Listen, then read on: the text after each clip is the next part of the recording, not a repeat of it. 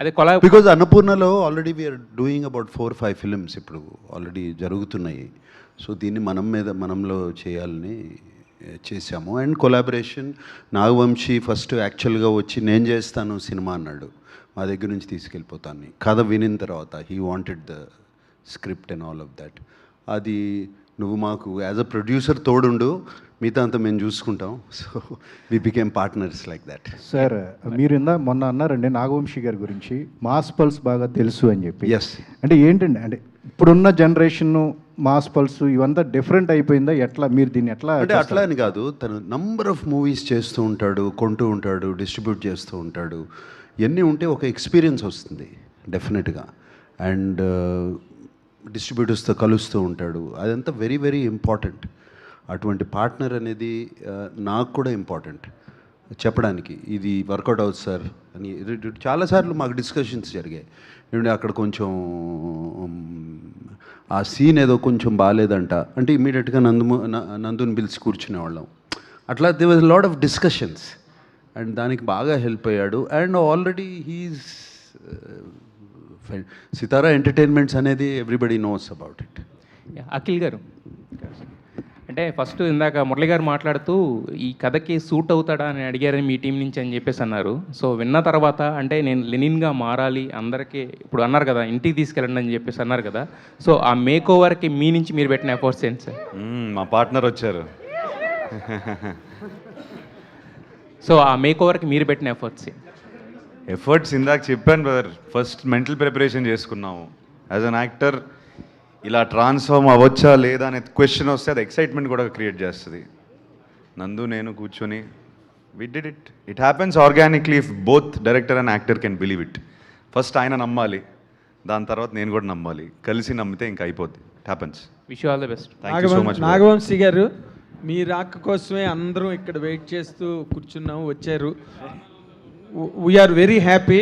ఇప్పుడే నాగార్జున గారు మీ గురించి మాట్లాడుతూ, నేను ప్రతి 6 నెలలకు ఒకసారి దొరుకుతా, మీకు నాగార్జున గారు దొరికారు, మీరు చక్కగా ఆయన్ని. కాదు నాగార్జున గారు భక్తి సులభుడు, జర్నలిస్టులందరికీ చాలా సులభంగా యాక్సెస్ అయ్యే మనిషి.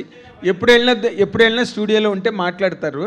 ఇక్కడ పాయింట్ ఏంటంటే Q&Aకి పెద్ద హీరో దొరికారు మీకు చాలా రోజులతో అవుతా. అది it is a great feast for the media, there is no doubt about it. Nagarjuna గారు రావడం అన్నది, పైగా just before the release, that's all good thing. ఇక్కడ ఇందాక మీరు వచ్చే ముందు నాగార్జున గారు ఒక మాట చెప్తూ, అంటే వంశీ చాలా సినిమాలు ప్రొడ్యూస్ చేస్తాడు, డిస్ట్రిబ్యూట్ చేస్తాడు, ఆ గేమ్లో ఉంటాడు కాబట్టి his verdict or judgement opinion whatever that is always special అన్నట్టుగా ఇప్పుడు మాట్లాడారు about the present trends and everything. ఇప్పుడు జస్ట్ ఏ డే హెడ్ రిలీజ్కి దగ్గరలో ఉంది. What is your as far as mass appeal from Akhil is concerned?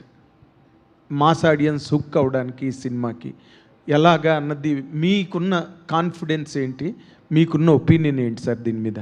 ముందు అఖిల్ తెల్లగా కనిపించట్లేదు స్క్రీన్ మీద, అదే చాలు మాస్ ఆడియన్స్కి ఫస్ట్. ఇప్పుడు దాకా అఖిల్ తెల్లగా కనిపించారు, మాస్కి పట్టలేదు అన్నారు కదా, అందుకే నల్లగా చేసాం అఖిల్ని కష్టపడి, రోజు గంట మేకప్ చేయించి. అదే ఫస్ట్ మాస్ ఆడియన్స్ పెద్ద క్యాచింగ్ పాయింట్. ఫస్ట్ అతను వాళ్ళల్లో ఒకళ్ళగా కనబడతాడు అఖిల్ ఈ సినిమాలో ఫస్ట్ టైం. ఓకే, అందుకని ప్రాపర్గా ఫస్ట్ నుంచి ప్రొజెక్ట్ చేస్తుంది అదే, ఇది మాస్ సినిమా అని అందరికీ.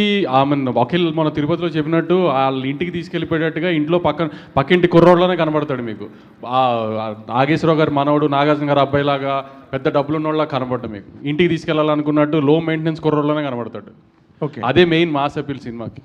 ఓకే, అంటే మీరు మాస్ హీరోస్తో బాగా సినిమాలు చేస్తారు కదా సార్. ఇప్పుడు ఈ సినిమా తర్వాత అఖిల్ తాలూకా ప్రొఫెషనల్ కెరీర్కి ఈ సినిమా ఎంత ప్లస్ అవుతుందంటే how can you forecast it అండి?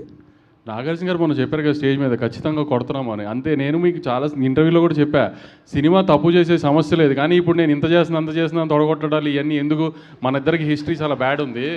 సో అందుకని సినిమా తప్పు చేయదు, రేంజ్లు అనేది ఫ్రైడే సాయంత్రం మాట్లాడుకుందాం. ఇంకా good luck, all the very best అండి. వంశీ గారు ఒక మంచి సినిమాకి అన్నీ కలిసి వస్తాయి అన్నట్టు ఈ సినిమా టేక్ ఆఫ్ అయినాక చాలా చేంజెస్ జరుగుతూ వచ్చినాయి, ముఖ్యంగా హీరోయిన్ అవనండి, కెమెరామెన్ అవని, రకరకాలుగా.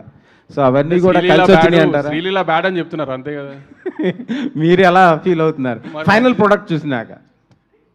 అసలు ఆమె కొన్ని నిజంగా మీరు అన్నట్టు కొన్ని సినిమాలకి మంచి జరగాలి అనుకున్నప్పుడు అలా జరిగినట్టు వేరే డేట్స్ ఇష్యూ వచ్చి మార్చాం పాపం, తను చేసింది ఏం లేదు కానీ డేట్స్ ఇష్యూ వచ్చి మార్చాము. కానీ స్క్రీన్ మీద ఇప్పుడు చూసుకున్న తర్వాత అసలు నిజంగా నందు తన కోసమే క్యారెక్టర్ రాసినట్టు ఉంది సినిమా అయితే. అంత బాగా చేసింది తను కూడా చేయటం.